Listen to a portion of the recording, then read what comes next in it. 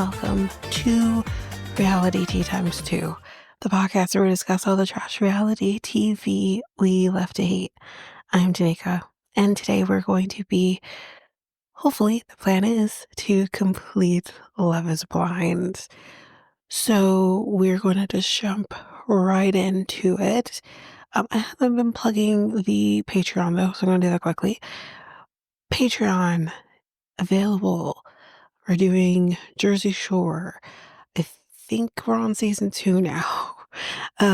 We are also doing true crime documentaries. There's 3 different tiers.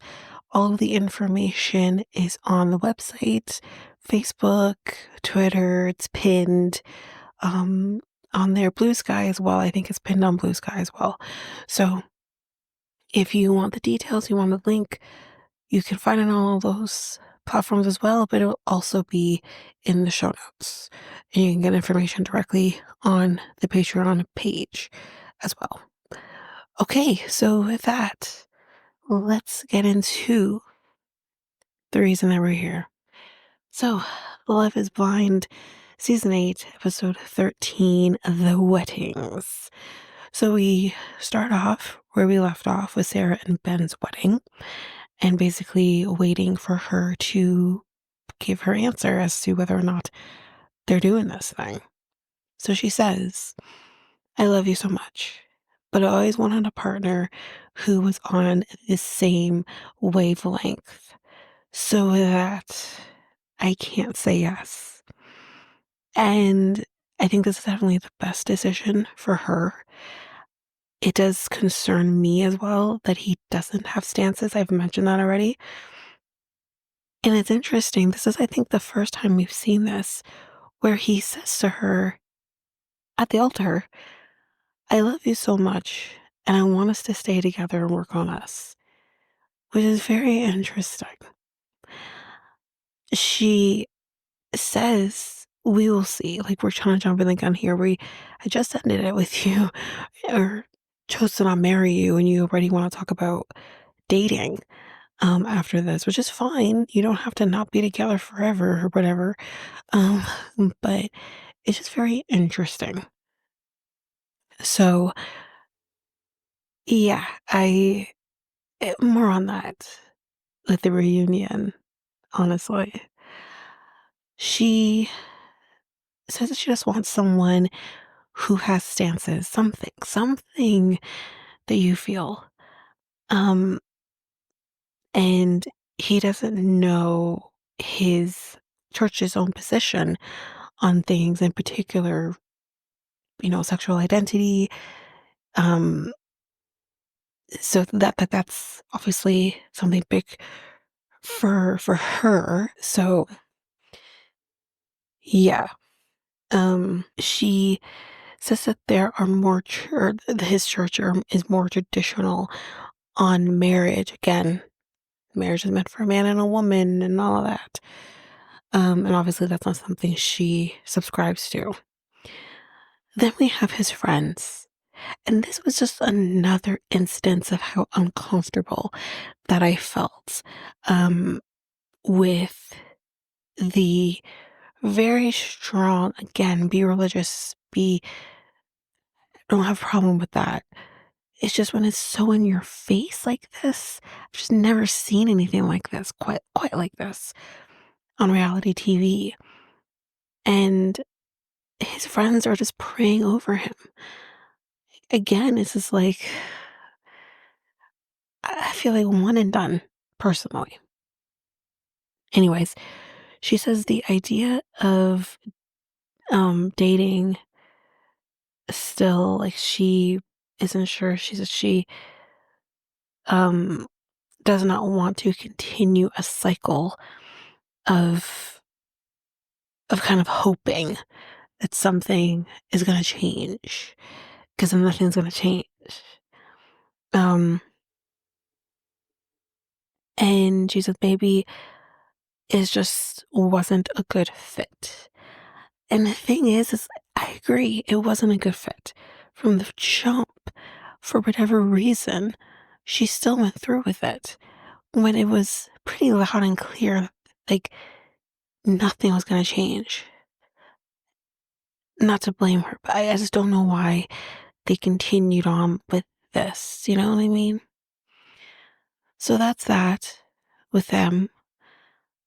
I was right. They weren't getting married, but I was wrong as to who. I mean, I gave my, I said most likely going to be her, but I did wonder if they were just kind of planting that in there. If there's nothing that's going to make him say no at the altar. I was like, I see you. I see you. Anyways, so that's that. Let's move on. Then we have Monica and Joey's wedding. She struggles with the lack of emotion on his part because he is very, don't know what I wrote here, but anyway, she also said undescribable. I don't think that's a word. I'm pretty sure it's indescribable. Anyways, um, her sister says that he has grown on me a little bit, but like I still have questions. So do I, ma'am. The questions are actually directed at you. Like, number one, do you hate your sister? Like, seriously. But she says, like, um, do you read people because you brought questionable people home before? And they're like, first of all, you go through situations, you learn and you grow.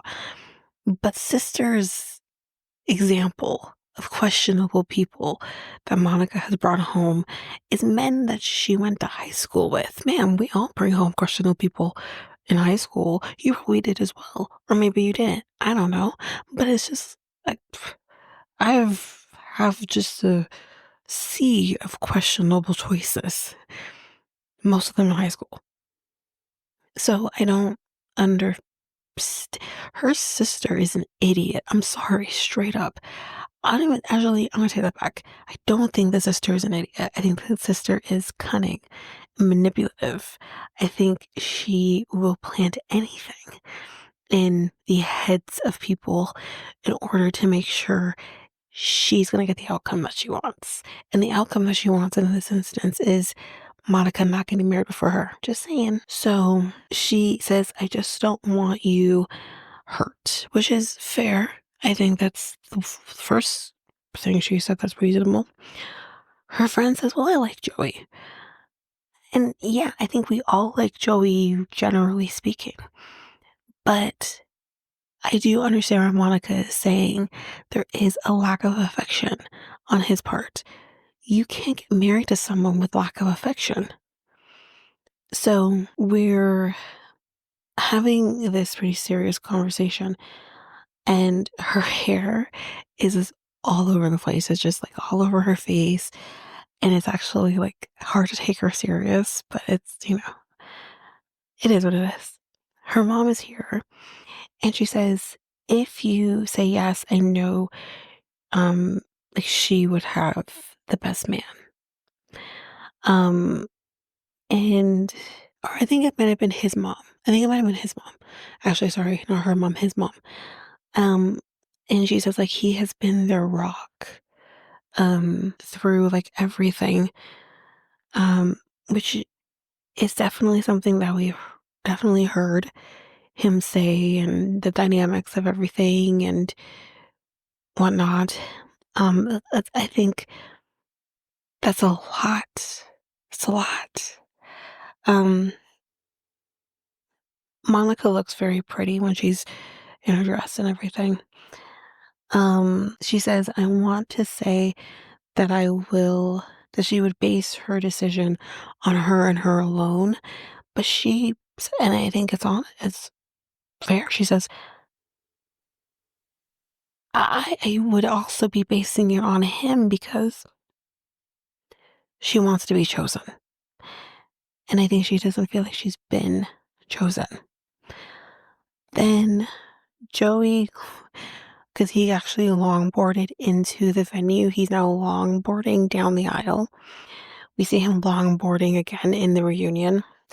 Um, but when she kind of gets down the aisle, um, no one takes her bouquet. Why did anyone take her bouquet? She says, like, do I keep it? Okay. No, someone's supposed to take it from you. But anyways, her mom does eventually come and take the bouquet. Um, but we go through the usual thing of their vows and whatnot. But then we get to that point. Now it is time. Is love truly blind? Or are we just never seeing each other again? Monica is the first person that has to make that answer. And you see visibly, she's like, shit. Like, I wanted him to be first because, yeah, she would have definitely based her decision. But I think, again, she at least she didn't have his answer right there and then. But she had enough information in the past, however many weeks it's been, to come up with the answer she gives. So with that, she says, I don't right now. Basically meaning he says no. She says, I don't think that we are quite there, which they are not. He says there is a lot of love. And he says, I don't think we are 100% there. So he's right there with her. He says he thinks that she said no was because of the dynamic with her sister, um, which that's definitely his reason. For sure, that's his reason. And I still, okay, I understand where he's coming from. I understand that he says family is very important to him. However, it feels like a cop out because I think what you need to understand is no one's going to fully be comfortable with this situation. You two chose to do this experiment, not your family, not your friends. So it's a hard pill to swallow for some. Yes, you can be open and to the experience for your family member's sake, but you can't expect them to be all the way in. Now, her sister's a troll. Her sister's ridiculous. But I don't believe that's enough of a reason to not go through with this. If that is what he wanted, I don't think it's what he wanted with or without the sister. Um, I think it's a cop out. And it kind of pisses me off to see him constantly use the sister as the reason or one of the reasons for not going through with this. Just be upfront and say, I just wasn't that into her and call it a day.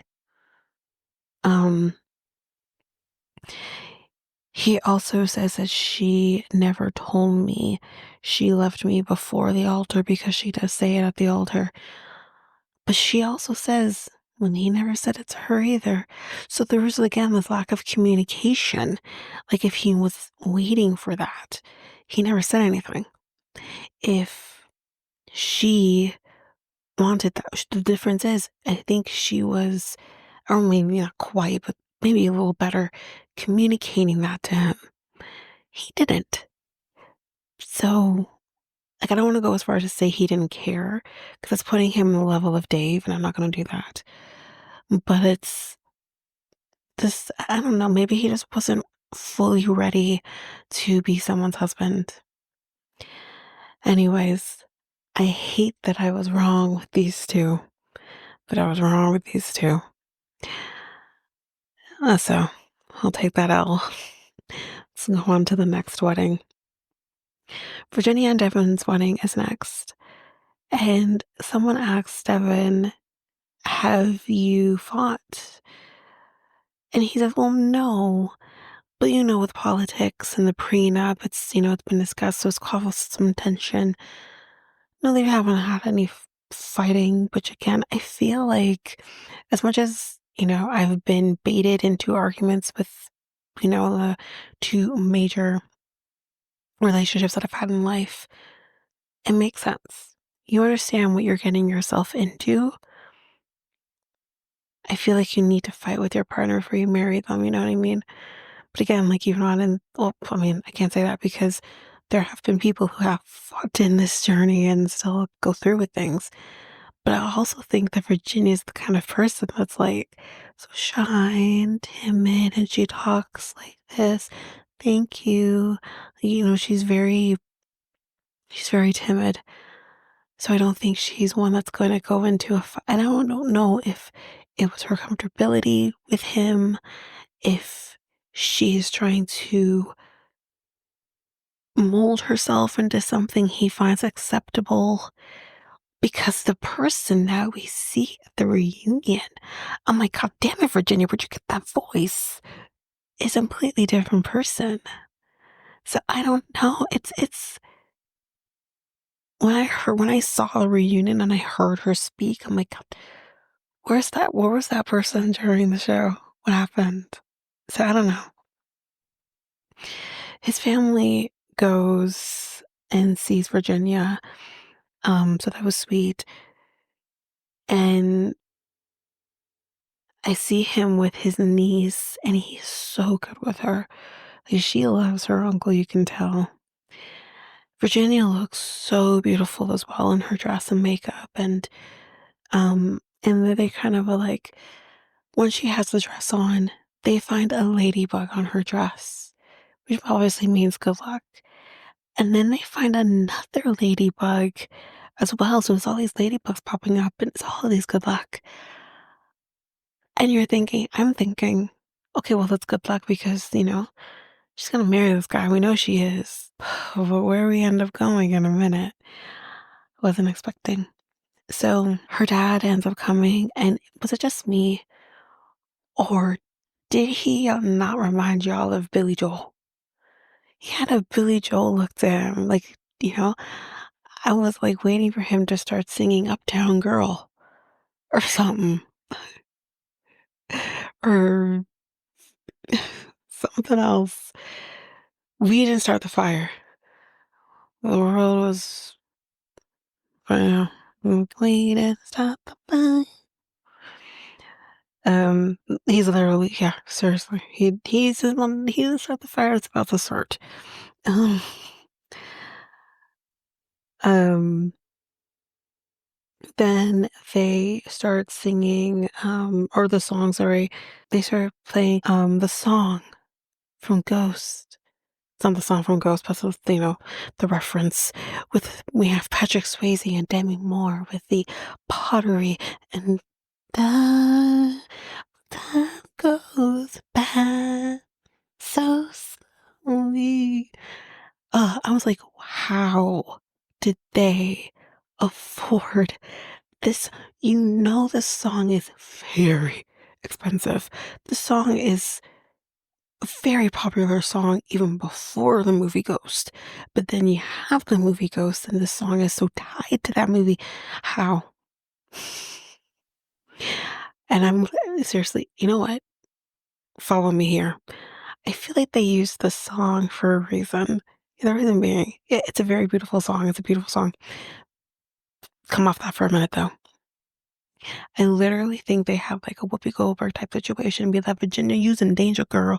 So you need to not marry this man. Seriously. You's in danger. Okay. So then the wedding starts. And we're at that time. Is love blind, or will you walk away forever? And Devin is the first person that goes first. And he says, I do. Okay, so we got the I do, right? Virginia, she's next. And she says, I love you so much. I'm just not ready. And I was waiting for her to be like, psych. Nope, nope, nothing. You don't have this man sign the goddamn prenup for you to be like, I'm not ready. But you know what? Good for her. I was I was shooketh because I wasn't expecting this. I I was hoping it would be a no, but I truly thought it was going to be him to say no because of the same reasons that she says no. And for her to say no to him, that I'm not ready, which honestly, I don't even think it's that she's not ready. I think really what she should have said is, we're not the right fit for each other. Because it was finally in this moment that she speaks up after she says that I'm not ready. We'll get to it. He immediately just starts crying, and his poor niece is like, what's happening? Like, she's obviously sees her uncle crying up there. She's confused. His mom is crying. Her dad says to him, which I kind of hated this Billy Joel times two. Um, he says to him, I'm disappointed as well. I think you're a great guy. I hear you with that. I think deep down he's a decent person. But when you don't align politically and you don't align on social issues, it's just like with Sarah and Ben. But I think the difference between Devin and Ben is, I don't think Ben is a blatantly homophobic or any of those things, or thinks women shouldn't have basic rights or anything like that, because they had those conversations at least about abortion rights, and he agreed. Or was it not him? Sorry, it wasn't him, it was Dave, so I'm giving him too much. But I don't think, I mean, I do wonder what his views would be on abortion rights as a person who is religious. We don't really ever touch on that. But But yes, like, I don't really think he's like homophobic or anything like that. But with Devin, I do think he is. I do think at the very least he he doesn't think that um gay people have rights or should be allowed to be married. I don't think he thinks I just don't think he thinks, at the very least, but I think worst case scenario, this man is a homophobic. And we see that with how he treats Brittany when she comes forward to him with a very personal thing for her, and how he handled that. And I really think that she was his number one up until that moment. It was at that moment that Virginia became number one, because Virginia, she doesn't want to be with women. She's not, a lesbian, God fucking forbid, or whatever the fuck he's thinking. That's that for me, when that conversation happened, in his reaction, I understand being thrown off by it initially, being like, whoa, let me think about this. But for him to really not be able to get past it really bothered me. Because here's the thing, I'm story time, everybody. I knew a man, I dated a man, off and on for maybe a couple of years, and he came forward to me prior to us being ever officially together at any point, that he was figuring himself out.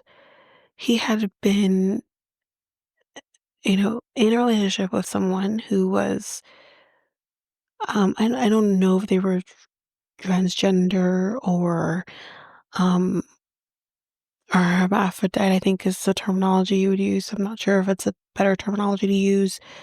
I'm not sure. But he would tell me about that.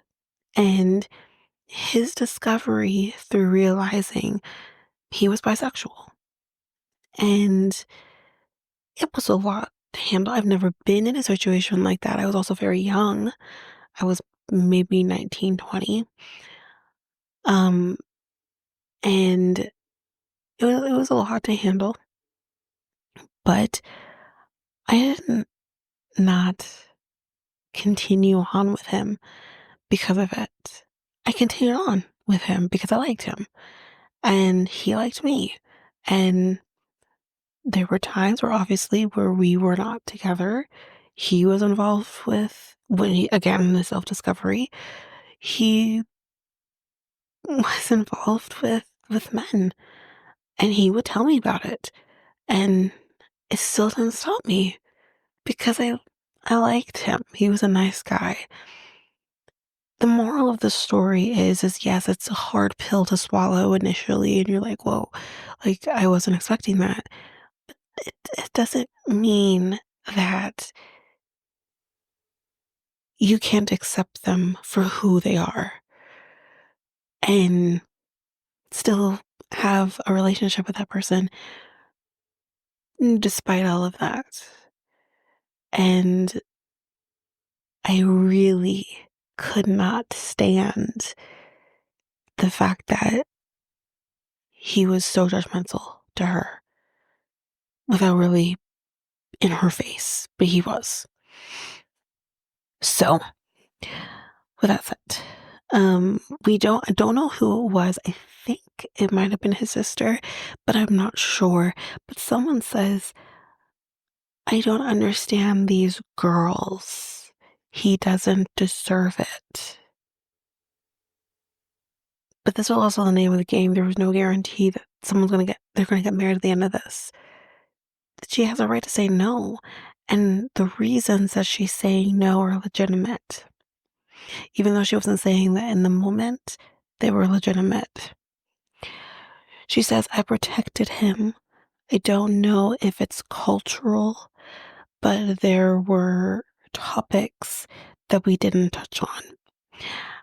I think there are topics that they may have actually touched on, but never discussed on camera. And it's alluded in the reunion. Um, and I do think I'm gonna kick back a little bit. I know maybe my journey through things is a little different than hers, so maybe it could be partially cultural. But I do honestly think that I feel like Virginia's story is so much deeper than we even know. For whatever reason, she feels like like I said before, has to mold herself to the man that she is with. And we see this again, this very shy, timid, in so many ways obedient feeling of a woman towards him. And maybe that is cultural. Maybe I don't know. And I think the need when you are in love with someone to protect them is visceral. I want to protect the person that I'm with. And I think that's all of us. Um, but who's going to protect you? You know? And I think she came to that realization, and I'm very happy she did. Um, so she says, like politics, for example, he didn't want to talk about it. And you can tell in that conversation that they do have on camera, he's very uncomfortable. He doesn't want to have a conversation. I think mainly he doesn't want to have it on camera. I think mainly because he knows deep down some of his views may not be viewed very well. Um, the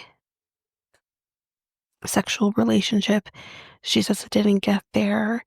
Um, then there's something mentioned about this check, and I was very confused in this, but it kind of gets broken down a little bit more at the reunion, so we'll get to it in a little bit. But this check that was like a wedding gift that was never actually mentioned to her by him, and she kind of takes this as like a form of a lie. So again, we'll talk about that more there because I was very confused in this moment, but we'll talk about him more there because I'm like, wait, what? But anyways, yes, that's it for Jenny and Devin. And hey, I did get it right. I did say, I mean, I kind of was a little incorrect about who was gonna say no, but I to cover my ass though, I did say I hope it would be her. So I'm happy it was her. But technically I got it wrong of who was gonna be the one to say no, but I got it right that they were gonna say no. let's go to the next and last wedding. This is going to be short because this is the only happy ending we've got. So this is Taylor and Daniel's wedding. She looks very pretty in her dress. Daniel's sister is playing the piano and she's singing and she sounds really good. She's really good. Um, she sings, um, Falling in Love with You, Elvis. Falling in love. Of course, I like the more like the upbeat version, you know? Yeah. I like Elvis too, don't get me wrong, but the upbeat version. Um, so then we kind of just skip over to It's That Time. Is Love Blind or Will You Walk Away Forever? So Taylor's first and she says, I do. Daniel's next and he says, absolutely, I do. And that is that. We end the season off with, is that Coldplay singing? Seriously, y'all, the budget. Anyways, that's it for episode 13, the finale. We're gonna take a quick break here, and when we come back, we'll finish this up, y'all, with the reunion of Love is Blind.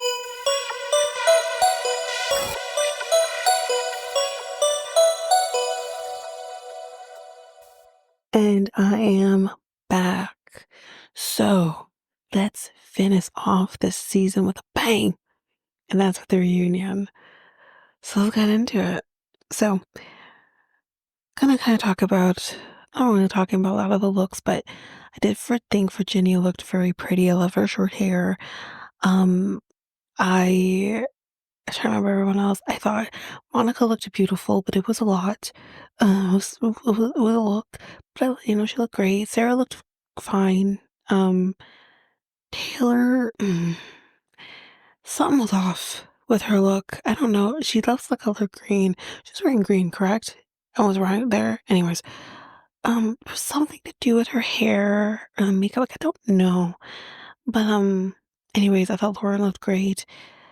Madison, that was a choice, girl. I mean, she looked fine, but it was just like something's heavy with something. I don't know what it is. Molly looked fine, but I was a little underwhelmed with Molly's dress. I don't know. Anyways, let's get into it. Um, so we have Alex, Molly, Meg, and Mason here as well, and Madison. I literally wrote a question mark because I'm like, is that Madison?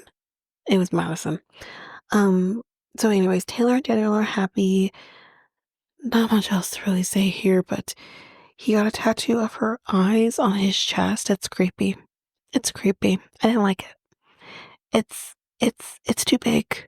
It's too big. It's creepy. It's seriously. I feel like when you look into a mirror, you literally have to have the song. I always feel like somebody's watching me in the background. Like what the? It was weird. Anyways, then we move on. We got Virginia and Devin, so we're gonna talk about them now. So they ask like, what made you change your mind? They're asking her obviously, and she says, well, we were not in alignment. You don't say. Core values. You don't say. She said he did not want to discuss, or he wanted to discuss things off camera. And she said, I still don't feel comfortable discussing it even now. She just said, so what I'll do is I'll talk about my views. But girl, you said a lot without saying a lot. She says, I support the LGBT plus community. I believe it is a woman's choice to have an abortion. I also believe that all religions should be respected. She said that's how we can all communicate with God. She says, I have Muslim family members. They were there at the wedding and we all saw them. So before I get to what he says here, number one, I want to break down what she says here. Number one, like I said, this man is homophobic, or he at least, at the very least, believes that gay people should not have the same rights as straight people. Okay? At the very least, at the end of the day, my stance is if you're happy, I'm happy. I don't give a fuck. It's not my problem. It's not my business. You're not hurting me. So why would I want to hurt you? It's again just basic respect for people. The next thing that she says here, women should have the right to have an abortion. Again, with him being religious, he clearly thinks that women should not be having abortions. He's probably one of those people who would be out there picketing at um, abortion clinics and causing undue stress to people. And again, on the same front, scientifically speaking, now again, I have said I am pro choice. Whatever you need to do for you is all that matters to me. Because what you might need to do is may not be what I need to do. I won't worry about me, and I trust you're going to do the right thing for you. If that means you need to have an abortion for X, Y, or Z reason, go for it. I could care less. Because at the end of the day, it's not my business. It's not. And it should be no one else's business what someone needs to do. Women, again, having abortions readily available to women is medically sound, is how it should be. It is healthcare because every woman's situation is different. So the fact that she has to say this means that he just blanketly believes, well, God says that abortion is a sin. So that's all that matters. Let me tell you something. And maybe this might piss some people off, but God ain't raising my kid. God isn't going to, God's busy. Okay. Why would, at the same time, when we're all concerned about the unborn child, what about me? What about my mental health? Would God want me to be under undue stress or depressed? And I'm talking wide range of reasons here. Okay, not one size fits all. But like, it's always the unborn child. What about me? You know what I mean? Um, but that aside, God is gonna forgive me.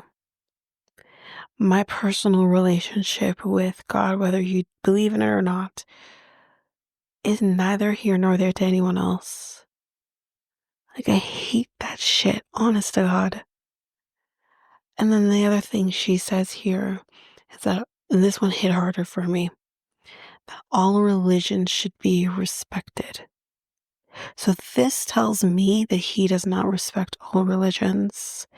And the reason this hits hard for me is because I have had family members in my own family talk about other religions in a way of, well, that's not the proper way to do things. That's not how it should be. My religion is the only actual religion. Mine makes sense. Yours doesn't. And I find that so fucking disrespectful and hatred. It's a form of hatred and also a form of ignorance. And the one thing she says here is something I have carried through with me since I was 16, 17 years old. And that is all these different religions are a way to communicate with God. I was told in school, because we do world religion in grade 11, and I can't speak with everyone else, but here in Canada, we do world religion in grade 11 if you're at a Catholic school. And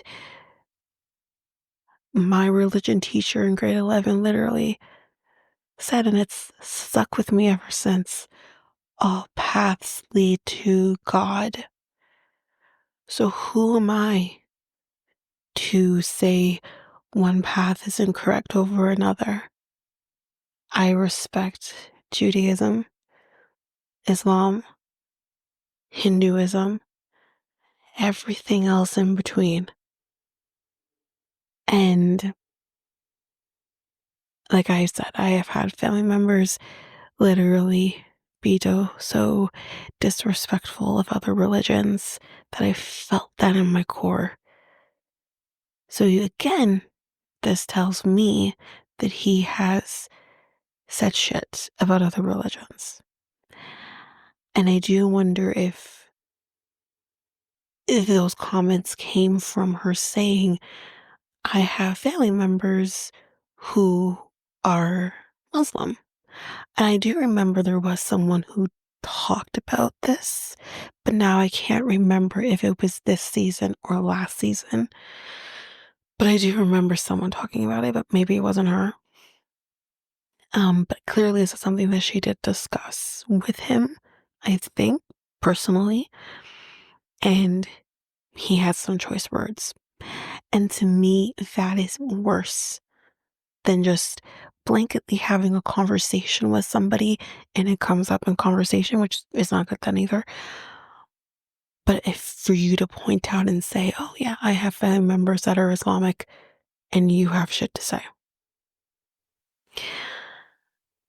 Anyway, um, so I thought that very interesting. Um, he says, I believe that we can be together and not necessarily align on everything. And I agree. I do agree with him. And that also applies to Sarah and Ben. But there's a difference between not aligning on everything and a difference of being with someone who is disrespecting people who are different. And I've talked about that in my own experiences in the last episode, um, of just not liking something that's different than you. Um, so yeah, there's a huge difference to that. He says, as a Christian, I love all and accept everyone. Sure, I'm sure you do. Again, this is a rhetoric that we hear a lot. Again, I've heard it many times. As Christians, we are supposed to accept everybody. And as Catholics, we're supposed to accept everybody because we say this, I guess, because we weren't always accepted, right, by other religions. Um, but it's a crock of shit. We don't accept everybody. We just don't. And I say we, but I don't believe in that. But collectively, as a religion, we don't we don't we don't walk to the beat of our own drum. We just, which is why I don't practice Catholicism, but I probably never will moving forward, despite the fact that I was baptized in Catholicism. But really, I think it's also just another reason why I don't attend church services. It's something that can be very uplifting. It can be, but I don't know, man. Not everyone thinks the same way, but it's just, yeah. Anyways, moving forward. She also says that the night before the wedding, she saw this note, which I feel like this is she has so much already. She didn't need to talk about this. I feel like this is her grasping. But she saw this note from his ex-girlfriend on the nightstand of his hotel. So this, I guess she went to go see him before the wedding, and this is what she saw. He says, I didn't see her as an ex. He says that she is his best friend. I guess they dated or whatever at some point. But he said, the note had nothing to do with, I guess, she or wanting a relationship with him or something. Um, and he says, like, they met. Like, she met this person. But she says, I did meet her, but I wasn't told that they were in a relationship prior.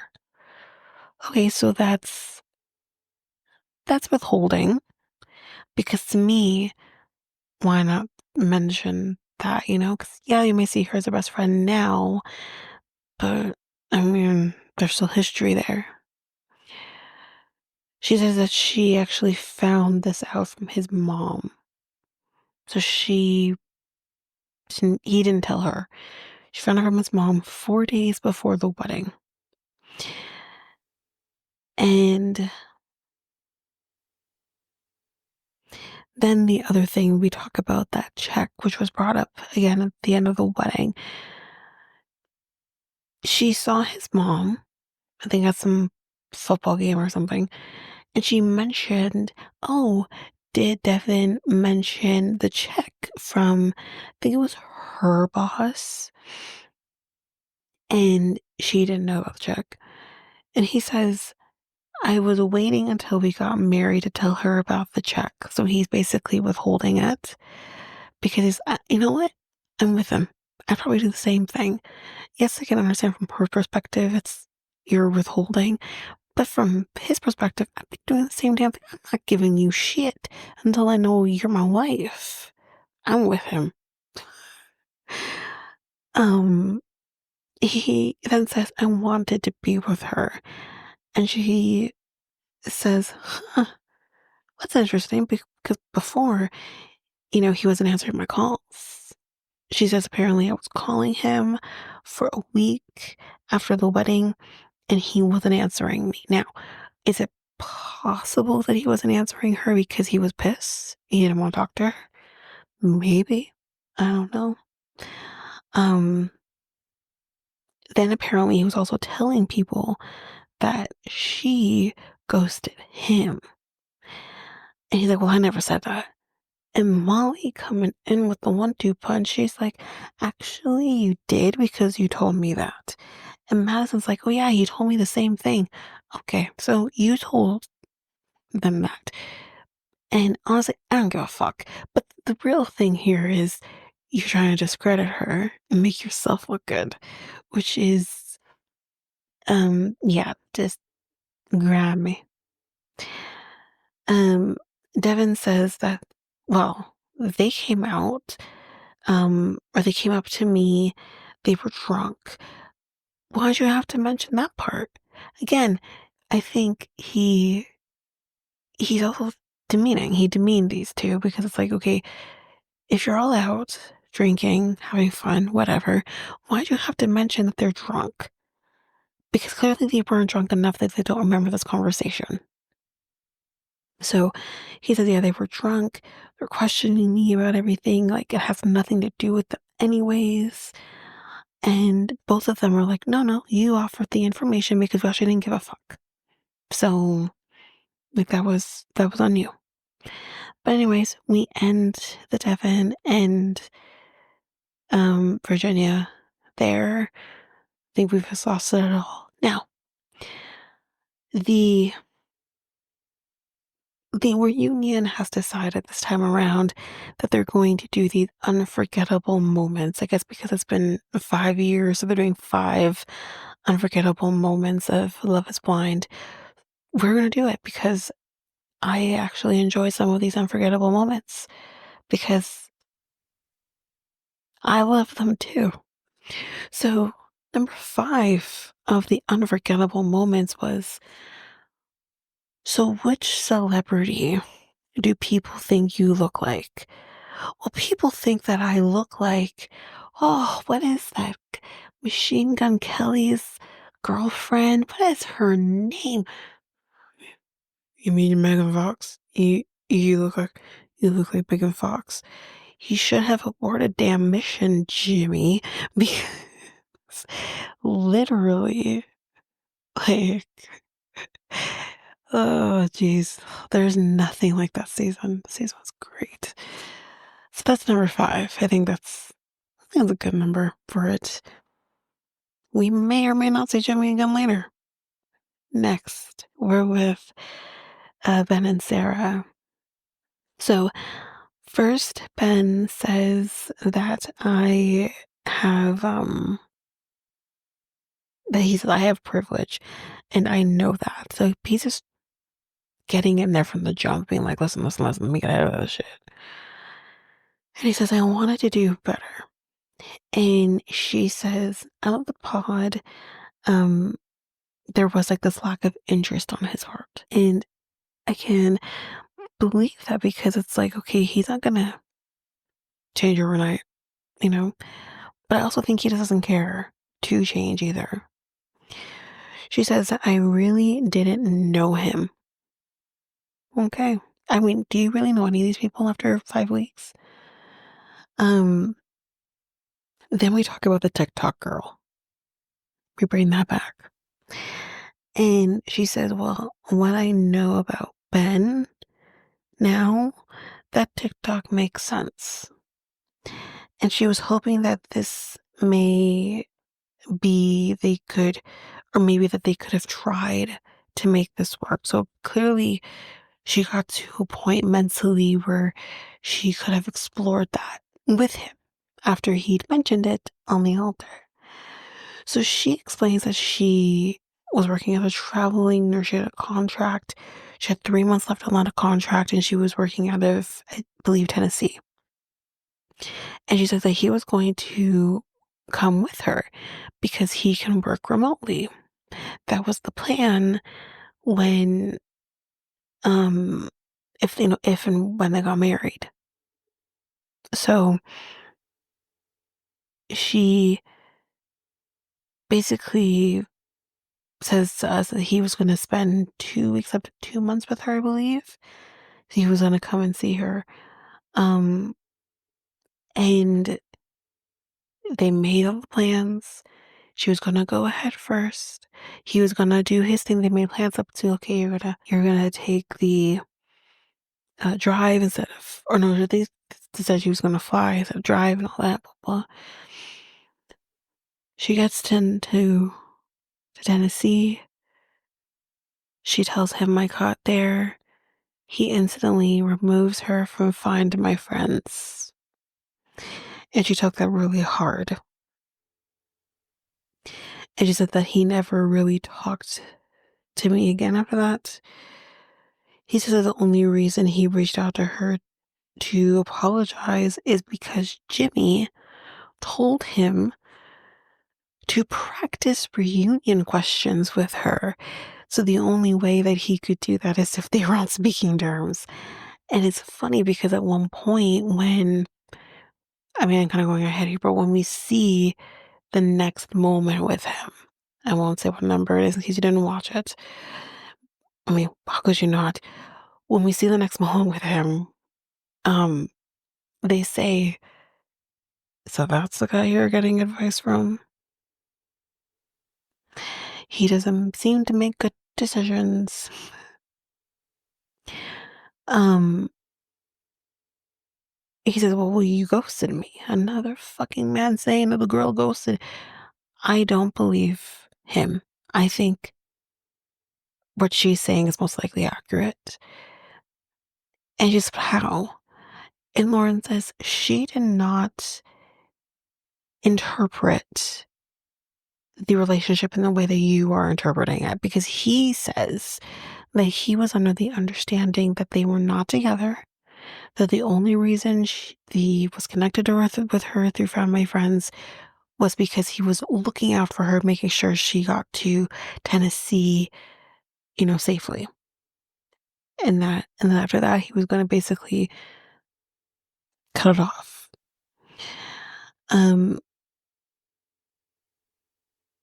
and he says, well, then you should have texted me when I apologized to you. And she keeps saying, well, the apology was scripted.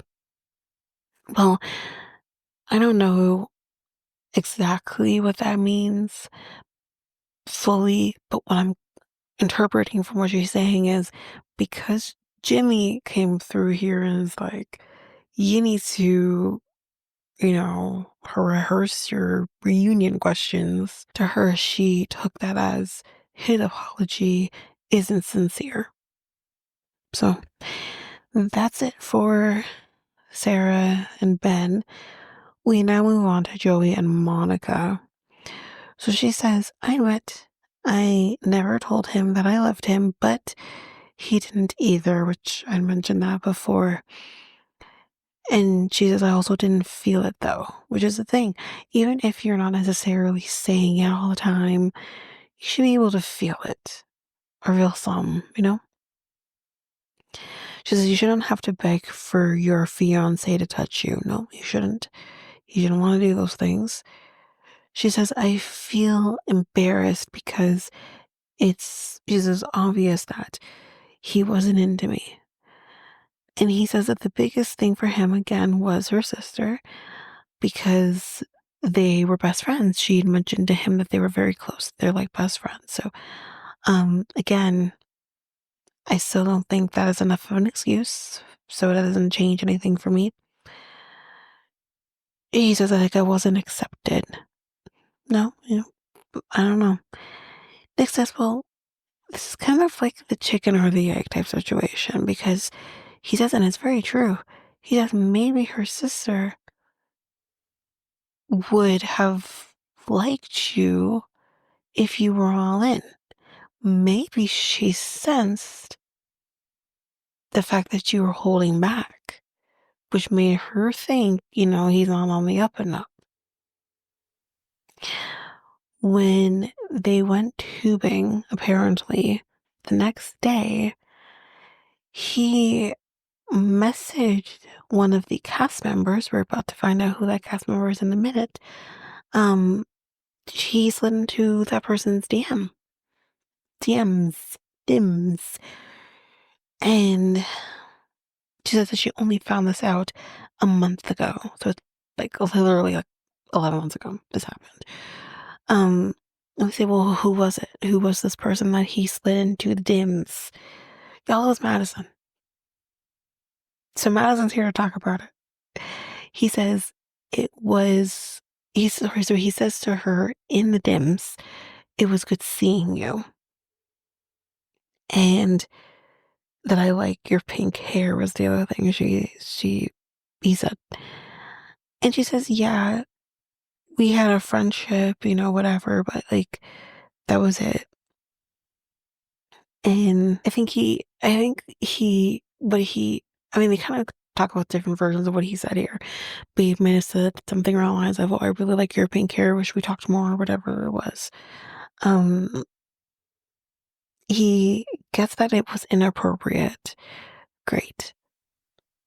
Monica also says like Madison was, or sorry, he said to Monica that Madison was coming on to him. Madison is like, the fuck you say? She's like, that's not true. That never happened. And she's like, my jaw was on the floor when she was told this from Monica before, because she said that never happened. She said they did date in the pods, but it was a friendship vibe. Like nothing really came from that. They both apparently, when this was revealed to Madison, they were all out or something. So they both pull him aside to confront him on what he was saying. And he basically says, I never told you that, Monica. So you're gaslighting her now. Okay, great. Didn't expect that. He says that she was like, I think he kind of says here, because I can't read my handwriting, of course, but she says, I think he said something around the lines of that he thought that she was into him or she was interested in him or something around those lines. And Madison's like, well, why would she have felt that, like, I'm this threat, unless you planted that in her brain? basically. And he says, basically, or he either said it to her in this moment or he said to her before, but he basically says, well, maybe it was a joke. Oh, he's a Joey's problematic, and I didn't see that coming. Well, basically, that's it for Joey and Monica. Unforgettable moment number 4, y'all. Garrett's new look. Taylor's version. Okay, moving on. So, Dave, what's wrong with you? What's wrong with you?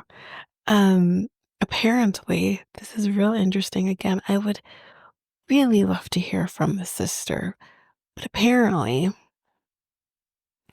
the sister isn't so bad because she has actually had a tough time seeing Lauren hurt.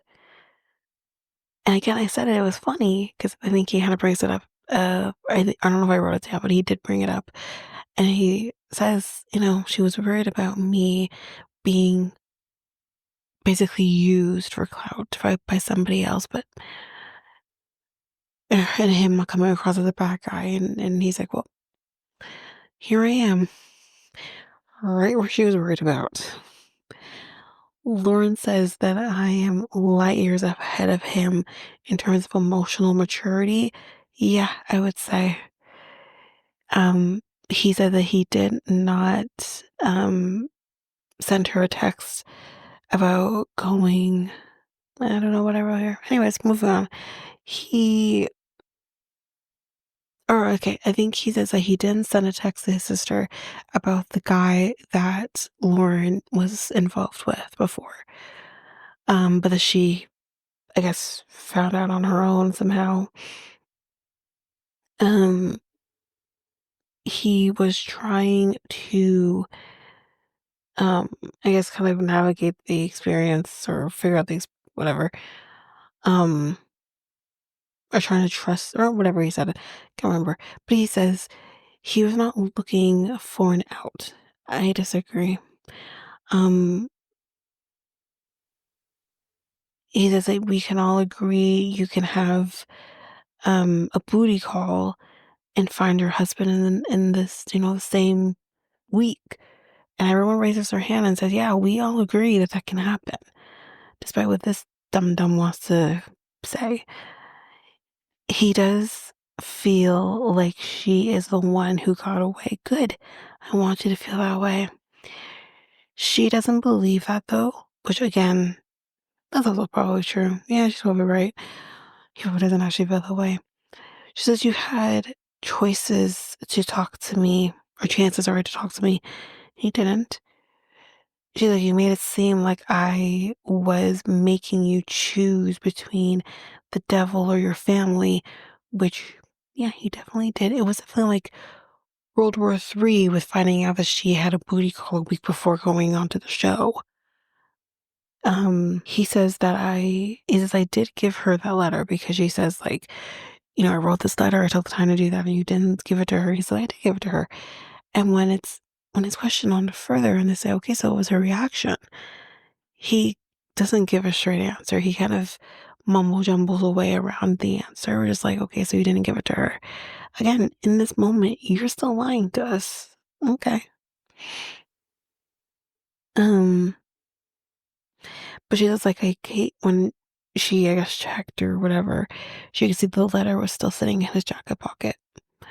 Um, so yeah. Lauren also wants to say that I don't think you are a narcissist or a manipulator. So she says to him that she doesn't think he's a narcissist. And I said, honey, you haven't learned. He is a narcissist. Or you know what? I won't go as far as to say he's a narcissist. I'll be there with her. But he is a gaslighter. He is a liar. He is a manipulator. He's proven all of that really in this one situation. Um, so hey Molly, it's your turn. And she's like, his lies were tough to watch. Everybody's like talking about him saying like to Molly, you're my number one, and to Lauren, not much validation. And it was validating for me because I remember being like, am I missing something? Like, so he definitely said that she was his number one. Um, and he said that in multiple different times.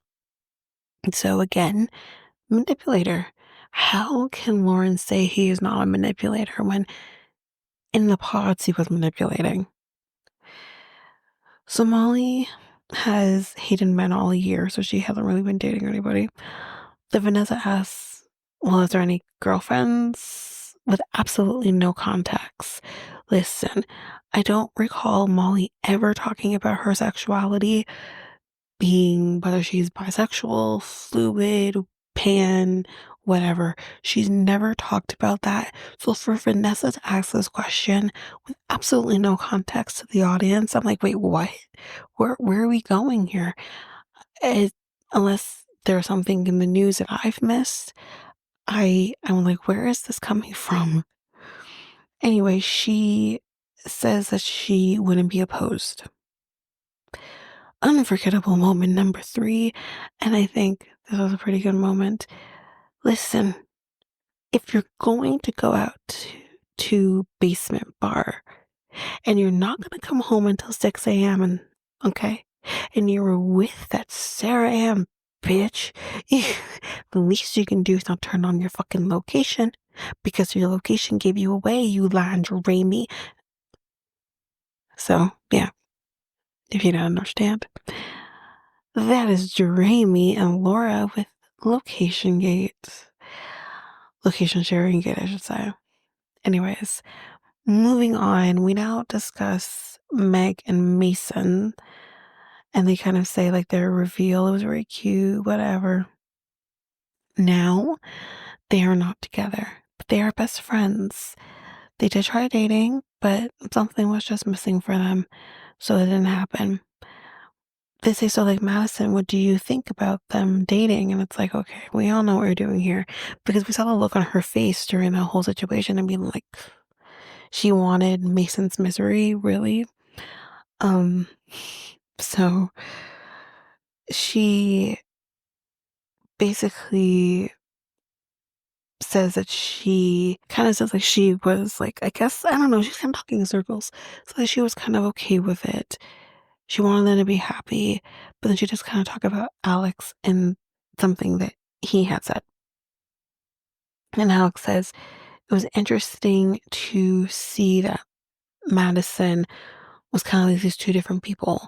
She was just one person with Mason, a little more freer sexually, at least. Not going deep on things, no pun intended, but it was, at least sexually speaking, very open with him. Versus with Alex, she was very different. She wasn't very out there with him with sexuality, but she was getting a little more deeper with him. And again, the pinning against it, because she wasn't ever really, at least to us anyways, wasn't very clear on who her number one was. I think wherever the tide took her was where she was going to go. But anyways, he says like, or Alex, I think, says that he was kind of led to believe that he was the number one, or Mason. One of them says that. I don't even know. Who cares? Um, Alex, she says, validated me, and I shouldn't have been validating. Or Mason. Okay, sorry. Alex was validating Madison, but Mason believes that he was validating Madison, where he feels like he should have been validating Meg instead. He says that she should have been validated because she deserved it.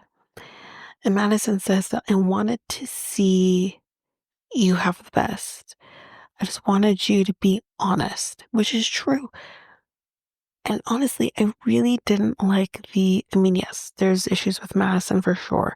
But I didn't like this Meg attacking Madison situation because at the end of the day, okay, do I think that Madison led Mason on? Yes, to an extent.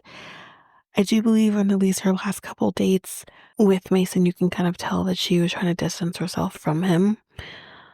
Um, but Mason was validating Madison, but then that doesn't happen.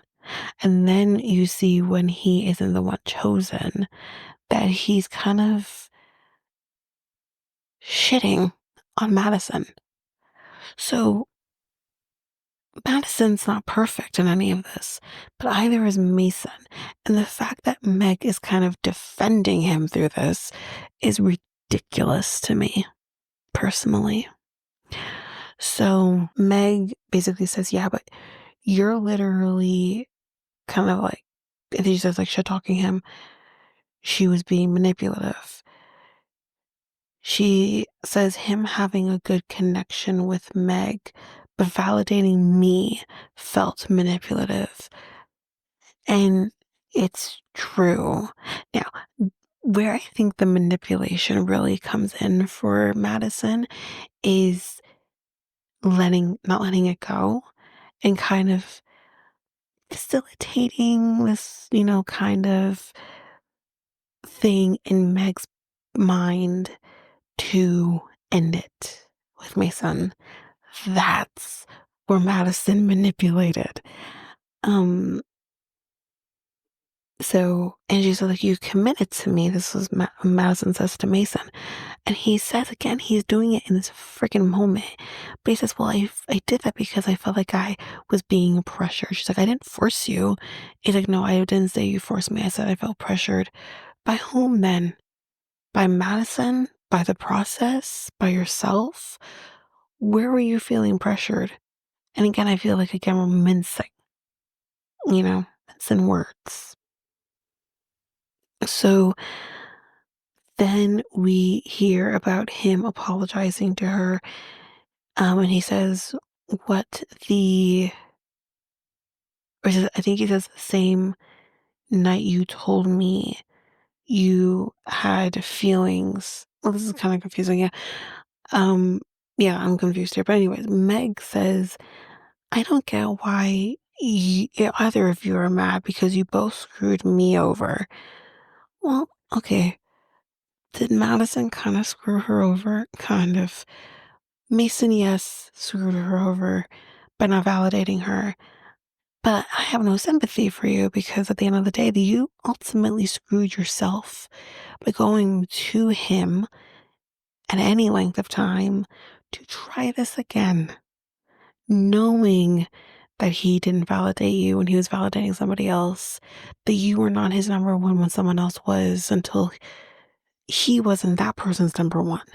You were the second choice, the one thing you claimed to be afraid of happening. So, okay. Um, Alec was her number one. Um, or Meg said, like, Alex was her number one, so I don't understand why you're so upset over it. And she says, I'm upset over it because I was being lied to. And that's valid. Despite how Madison is, despite how she comes across, that's still valid. She says, Madison does, that she still had feelings for him. And that was hurtful when he, kind of obviously acted the way that he did after. Um, Alex says that I do think that she was manipulative in the pods. And he says, I don't understand why she was so upset.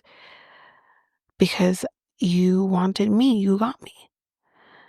Then they start talking about Alex talking shit about Mason, which obviously comes from Madison. And this was funny. Mason says that, no, Mason, sorry, Alex says that is the most ridiculous thing I have ever heard. And Madison's like, oh yeah? Okay. So she's like, do you want me to take out the screenshots? Because I could take out the screenshots. My God, did this girl come out with paper screenshots? I think they would have given you your phone if you asked. She literally printed out the damn screenshots from her phone and it's like uncrumpling it old school, and she's reading the text messages. He's like, come, zoom in, melty face. Um, and she's does some more. She's like, zoom in, skulls. There was three of them. Um, and he apparently told her that, or yeah, he says, like, I told her things in confidence. So he was, I guess, upset that she said anything. And this had to do, I guess, with, what she said at the squad meetup. Um, so he was upset about that. He says, well, I guess I'll only say nice things about people moving forward. Because again, he was like, guess protecting himself. Which I don't think we ever see that. I would have liked to see that, you know? She's like, I got more, but that is all I could have fit in my armpit. So at the very least, I'm going to have to say kudos to her for effort. Because my God. So unforgettable moment number 2, Lauren and Cameron's reveal. How sweet. Moving on. So Taylor and Daniel's first Christmas was good. His mom was actually diagnosed with, I think it was a rare form of leukemia over the last year. But she has been cancer free, and she's actually awaiting bone marrow transplant. And they've just bought their first house, so they're, like I said, happy. Then they play this communal sock basketball game. So they do that. That's fun. Great. Unforgettable moment number 1, and it is my favorite by far. You are going to need an EpiPen to open up your airways for realizing how much of a mistake you've made. Yes, that is my favorite moment for sure. And Jessica is actually here to, I guess, accept the award for number 1 most unforgettable moments. And it was at this particular point in time where someone says, so you were taking advice from that guy who rejected her. Okay. Um, then we have AD and Ollie here, who, as we know, have been together. And they're basically just kind of talking about the fact that they're going to be on Perfect Match. I guess we're going to see their love blossom on Perfect Match. That's coming out in the summer.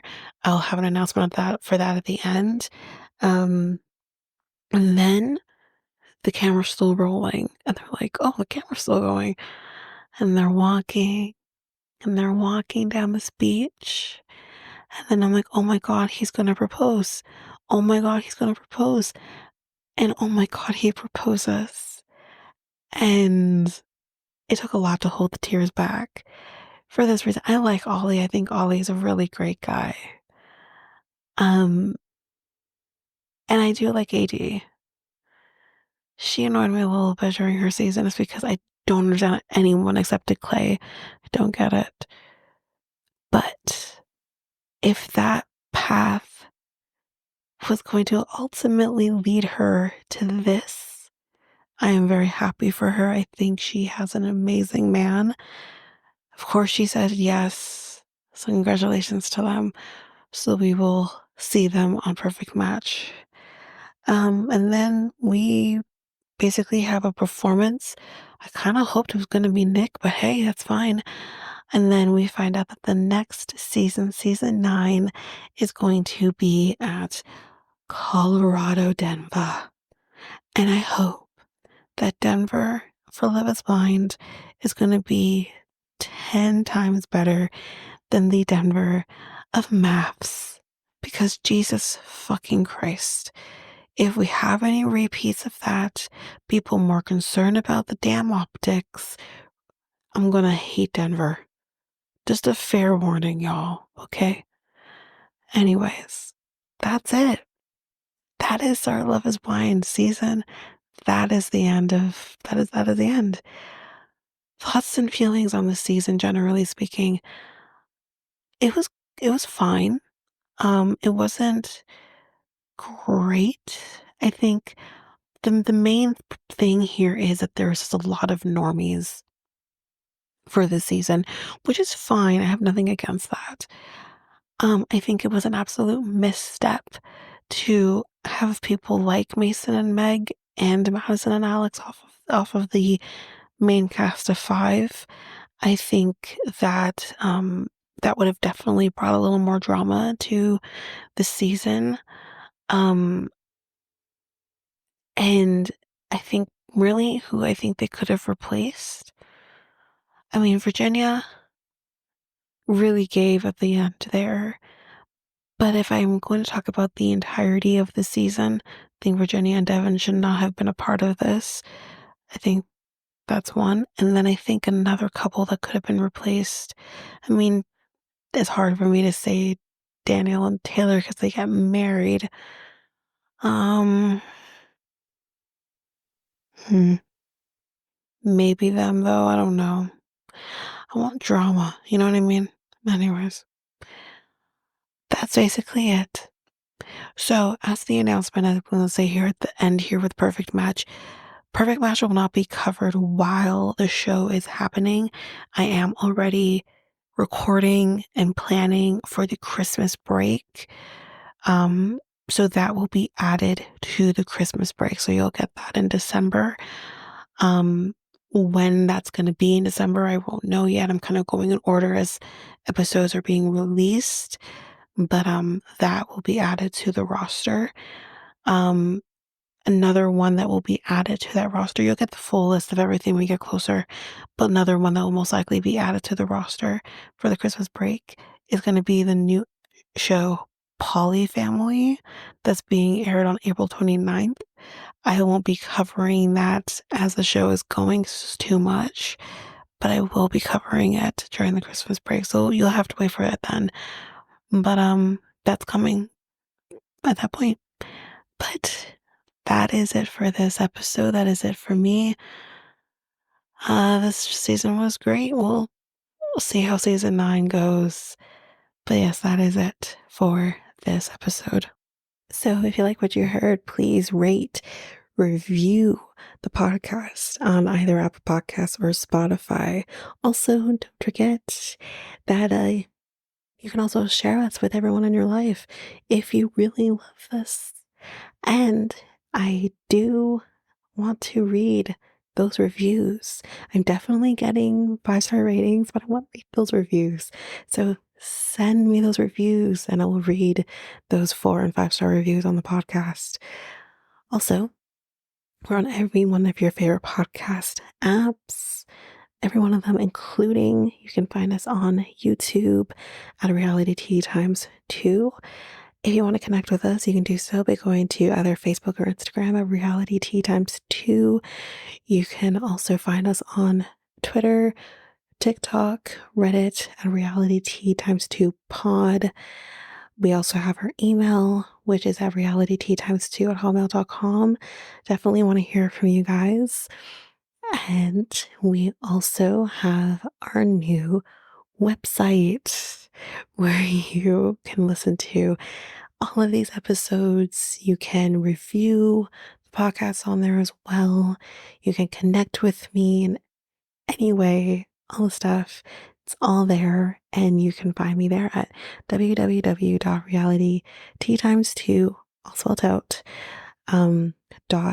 .podpage.io. It's there. And don't forget, I also have my other podcast with my friend Mikkel, Next Take Podcast, where we talk about all kinds of different topics. But you can find us on any of your favorite podcast apps over there as well. Or you can also go to YouTube and you go to Next Take Podcast, as well as our website, which is solo.to/Next Take Podcast. So yeah, there's that, and that's basically that. And again, don't forget, if all of this information is overwhelming, we do have all of the links, everything in our show notes. But that is it for now, guys. Thanks. Bye.